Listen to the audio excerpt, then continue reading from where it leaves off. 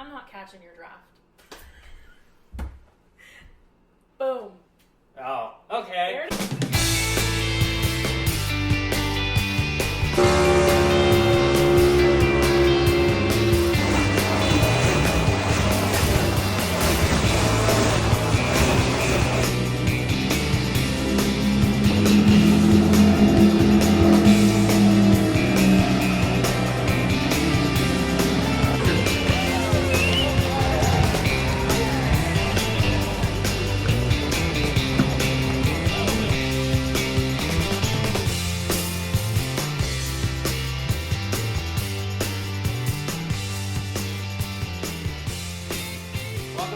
Everybody to another episode of Splash and Go on the Catching the Draft channel. We had our second race of the year at Atlanta, another drafting track, another kind of controversial finish. Fighting for position, not as much turning and burning somebody. Pure, genuine fighting for position, so that was kind of nice to see. This race was so much more entertaining to me than Daytona. Are you not entertained? Are you not entertained? There was a lot of skill shown, and it Even was exciting. That part, what was it? We must have been in stage 3 at that point, where we were convinced they were going to wreck because they were like 3 going into 4 wide, tight in the corner, and they all managed to hang on to it. Yeah. And we were stunned. We thought for sure that they were going to wreck, and they didn't. So I think that says a lot. It was towards the end of the race, I think. I think you're right. It was towards the end of the race on one of those like restarts with like 25 or something laps to go. Yes, they went into turn 1, 4 wide, and they were banging off each other, and they never wrecked. Nope. And I was very impressed by that. And people were talking about how Atlanta was going to be really slick because the surface is already worn in. But I really enjoyed it. I really enjoy when the skill of the Cup drivers are shown, right? Well, and nice to not see the entire field get wrecked out from a bad push. Push it to the limit. That's just biggest pet peeve. So. Hocevar almost did it, though. Well, but he didn't. It didn't, though. Yeah, the issues I had with the race mostly was not the drivers, it was the spotters. And, you know, obviously we are not involved in NASCAR professionally, right? So we are just two fans looking at it from the outside in. But from an outside point of view, hearing what the spotters say, and maybe it's a thing to get their driver pumped up, but they're feeding them information that's just not even accurate. It's totally made up. Pure fiction. The Williams Byron! one is just a perfect example of his spotter saying, oh, the 2 came down on you. He bounced off the wall and came down on you. Like, no, he definitely didn't. What? Oh, no, she did not. Cindric came off the wall, and you can see him running parallel with the wall. He's not going down the track. You see Byron! going up the track. You can see it in the hash marks off of turn 2 that he's climbing up closer to the wall. Yep. So, well, and then you almost have to wonder too, like how often does this actually happen? We just don't always hear the audio. well, right. And I mean, that's only one example, and that's audio that we heard. So. Well, I was just listening to an interview in the Xfinity series with Taylor Gray. He's been running really good at the drafting tracks in his 2 starts, but still. Taylor Gray had a differing opinion from his crew chief and his spotter on what line to run in a certain situation in the pack. I think it was if I'm going to block a run, I have to be as high up as I possibly can. I'm pretty lucky. Say what? I'm fine. I'm pretty fine. What? Well, yeah, I'm good. How are you? And they were telling him, no, don't do that because the guy will cut middle, which I get it. But what happened is Taylor Gray was running and Connor Zilisch was getting a run up behind him. And he stayed to the line like the spotter and the crew chief told him to do. And Connor Zilisch passed him, and then Taylor Gray ended up wrecking. I don't know if it was Parker Klickerman or Jamie McMurray, but one of them said Spotters and crew chiefs should be spotters and crew chiefs and let the driver drive. And all of the audio clips today was just like, man, the spotter's not behind the wheel. I mean, I know some spotters drive, and I'm sure they have more experience than I do. I'm not saying they don't. But, man, it's like these guys are in the cars for a reason. Well, just let them go out there and drive. When you are the guy in the car, how do you make that decision? Like, you just always listen to your spotters? You just always listen to your crew chief? Or do you make your own executive decision and do your own thing? And I'm sure it differs between drivers and spotters and teams. And some drivers are maybe more comfortable with that decision or have that relationship with their spotter, and maybe others don't. Right. But it's a tough call to make, I guess. And in this case, too, you know, Ty Gibbs just took ownership of the 54 car. It's still under the Joe Gibbs umbrella, but Ty Gibbs' name is on the car, right? And so, number one, it's a new team. Number two, Taylor Gray is a new driver in the Xfinity Series. He got bumped up from trucks, and I don't even know if he had a start in Xfinity before this year. I mean, he's been running great, but I don't think he did. Or if he did, it was very minimal. It's a tough move to make. Do you follow your management, or do you follow your gut instincts? Right. And there's a lot on the line, because Taylor Gray was up in top 5 all day. Had it come down to that, you know, last green, white, checkered overtime start, he could have won it. And he got taken out because he didn't follow his gut. And so I just think that if you're in the role, like, I know crew chiefs, they come up with strategy, and they're very, very smart people. Very smart, very educated. And they're doing all this math and stuff. And Boom! 2 + 2 is 4. I totally get it. But at the end of the day, drivers are there to drive. Sometimes you gotta let them drive. And the other thing that I have to talk about is NASCAR pushed the yellow button.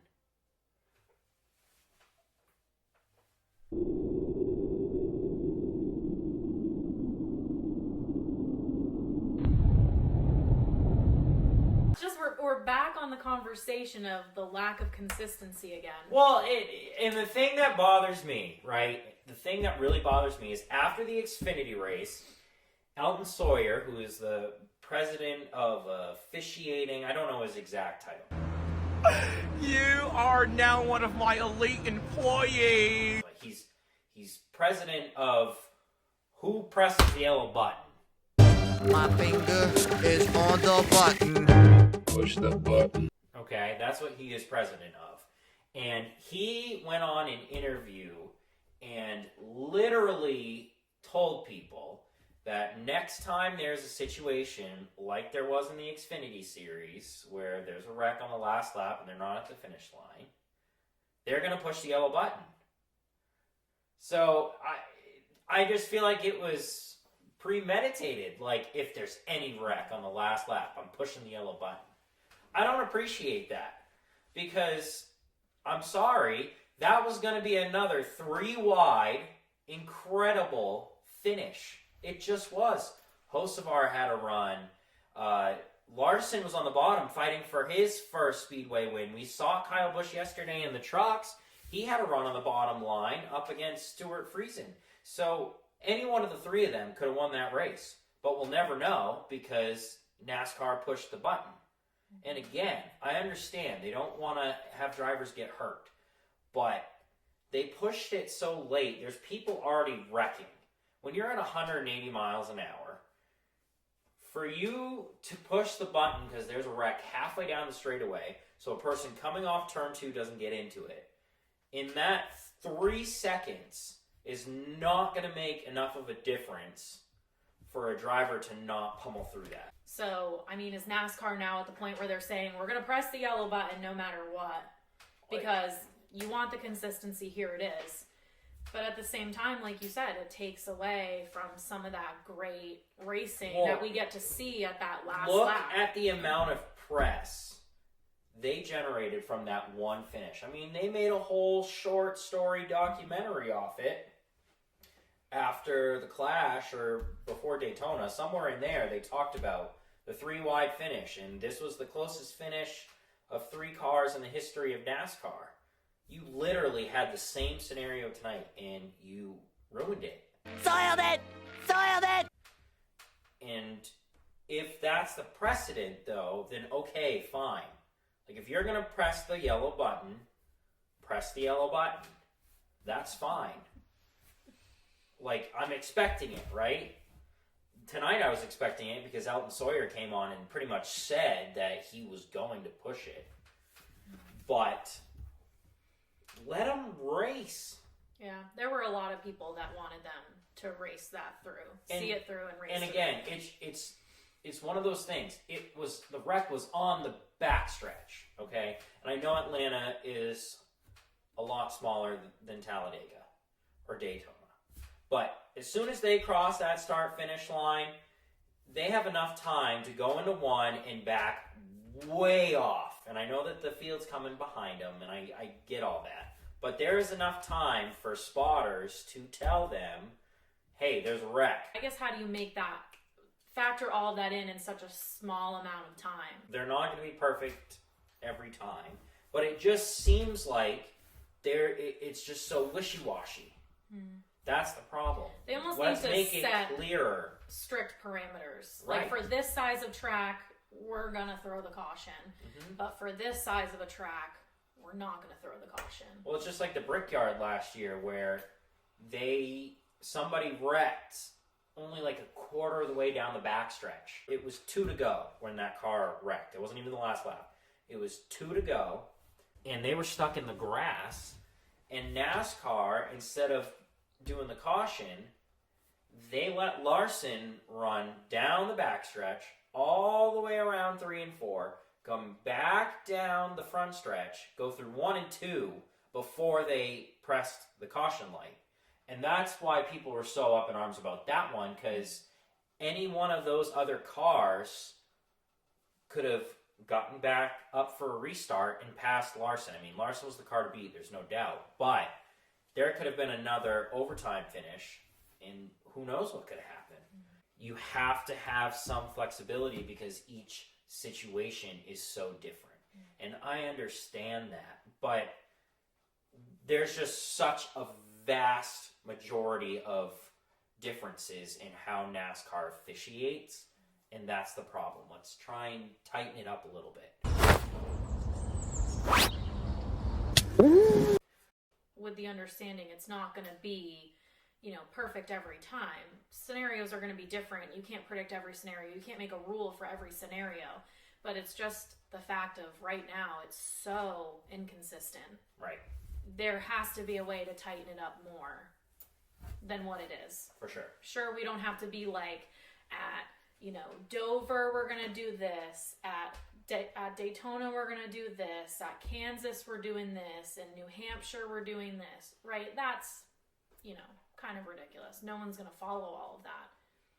But something more concrete than just, we just decided to do it this time. Right, and that's just what it was. Yeah. Penske's Fords this year. They're good. They look dominant. Very dominant. And I just want to say, You really about to do it? Austin Cindric is doing great. Austin Cindric is doing good. He has had bad luck. Yeah. Right? And it's unfortunate. Austin Cindric, I fully believe, was in position to win that race had Byron not took him out. I don't think Larson could have held that car off. Austin Cindric is definitely looking like a dark horse. 'Cause I'm coming at you like a dark horse. Sleeper for me. No pun intended with the Mustang, but The teams do a pretty good job of supporting each other. Like, drivers, will come through for each other, but the Penske team really pulls through for each other consistently. yeah, they look dominant, and everybody's got to keep up, especially on the super speedway drafting tracks. Ford got off to such a slow start last year with the body redesign, but once they figured it out, they were firing off wins left and right. And now that they have the balance on the cars, they have the speed right out of the gates. Oh man, they are going to be a force to be reckoned with this year. If I was Chevy and Toyota, I would be a little worried. Who knows what's going to happen in the next few weeks, but I'd be worried with how good they look, because they were so strong to close out the year last year, and they're coming right out of the gates with that speed. Granted, if Christopher Bell can make it, your race winner, look out. But he's really the only threat I see to Penske's reign at Phoenix. I really do. So, looking ahead to COTA, the big thing with COTA is track redesign.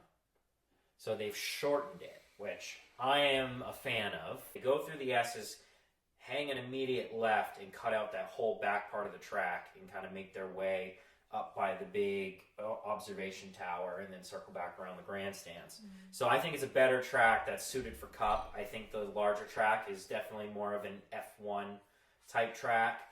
I think going with the shorter, it's going to be more like a Watkins Glen kind of feel, which I always like races at Watkins Glen. I like it better than Sonoma. So I think it'll be good. I think it'll be an entertaining road course. There's always been really good finishes. You can make your way back. With the braking zones, talent's really going to be showcased. So you're really going to see who's good and who's not. These Cup drivers, I'm sure they've run sim on it, but they don't have any real time on this new layout. So I'm going to be looking for your road course ringers of Allmendinger, Van Gisbergen.